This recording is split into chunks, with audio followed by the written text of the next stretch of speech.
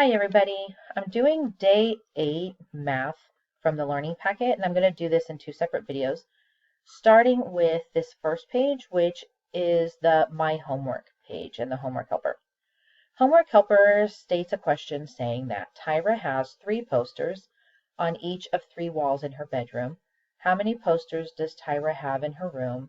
Find 3 times 3. And like I've said before, if you know the answer to 3 times 3, we've said before in class that that is the fastest way, knowing your answers by heart.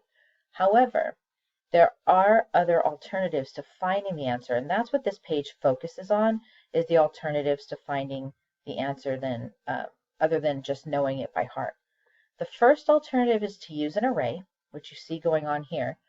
And an array is a nice square or rectangular arrangement of boxes. It could be dots, it could be X's, to show 3 times 3.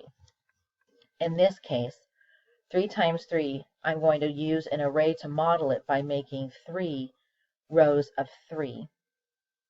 And I'm going to use my highlighter here and show you where each row is, just as a review. There's a row, and here's a row, and here is a row. So that's 3 rows. And that is what this 3 represents, is that I've got 3 rows. And in each row, I'm going to have 3 dots or 3 squares. 1, 2, 3 in the first row. 1, 2, 3 in the second row. 1, 2, 3 in the third row. So the second 3 is showing how many there are in each row. So the first 3 shows I've got 3 rows. The second shows I've got 3 in each row. And if you count up all of those purple dots, you're going to end up with a total of 9. The array shows that 3 rows of 3 equals 9. A second way to do it is to use a number line. And using a number line works like this. When I want to do 3 times 3, I want to make 3 jumps of 3, or I want to count 3 3s. I start at 0, and then I make a jump of 3. One jump of 3 lands me here. My second jump of 3 lands me here.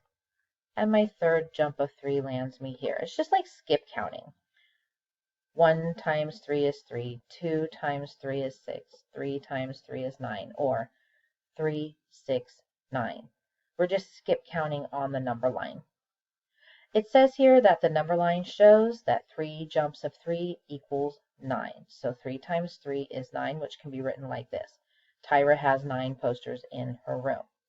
This is just a review, although the number line we didn't use very often in class. We did use arrays quite often.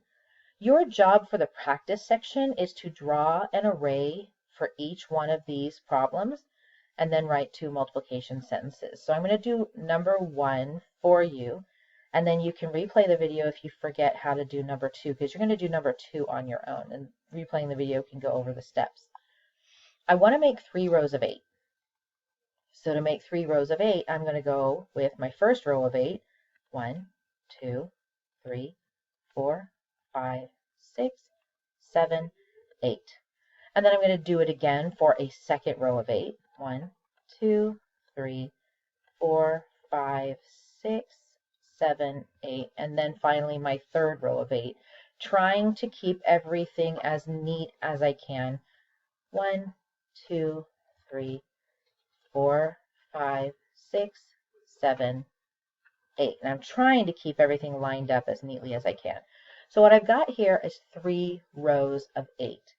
Now, we need to take that and we need to write 2 multiplication sentences for it. And I'm just going to use the commutative property. The first one, 3 rows of 8, and each row has 8. If you haven't counted your circles yet, go ahead and do that now. If you already know this answer, you're going to know that it's 24. And for my second equation, I'm just going to, commutative property says I can flip them, and that's what I'm going to do. I can switch the 8 and the 3 around. for this as my second sentence. So that's what they mean when they say write 2 multiplication sentences. Use your commutative property, 3 times 8 or 8 times 3. Either one of those sentences would work. You need to do the same now with number 2. I want to see 6 rows of 3, and then 2 math sentences for multiplication. Remember, when you go to make your 6 rows of 3, you start with a row of 3, and then you need to make 6 of those. So the first one's done, you need to keep going until you have 6 rows with 3 in each row. Then write your multiplication sentence, and then write its commutative property partner or its switched partner. Switch those around.